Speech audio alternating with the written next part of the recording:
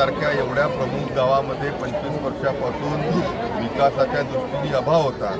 या सर्व संदर्भामध्ये आज आम्ही इथे आलो होतो।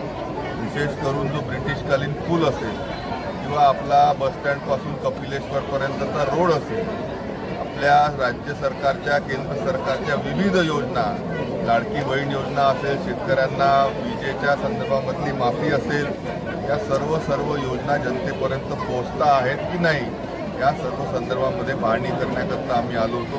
नक्कीच निवडणूक देखील केळवदमध्ये चालू आहे आणि मला अपेक्षा हीच आहे की अतिशय भरघोस अशा मतांनी जनता ही योग्य उमेदवारासोबत प्रामाणिक, इमानदार, तरुण, तडफदार अशा उमेदवारासोबत मागे नक्कीच राहील। विजयाचे काय समीकरण असेल?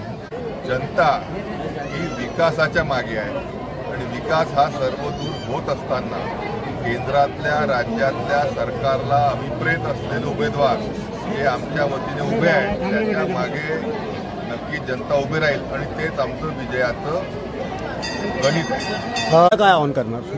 आणि आव्हान जनतेला हेच आहे की आपल्या सर्वांना विनंती आहे की आमचे तरुण, तडफदार, इमानदार असे जे उमेदवार आहे यांच्या पाठीशी आपण बहुमताने उभे राहाल, त्यांना भरघोस असा आशीर्वाद केळवदची जनता देईल अशी सर्वांना विनंती आहे।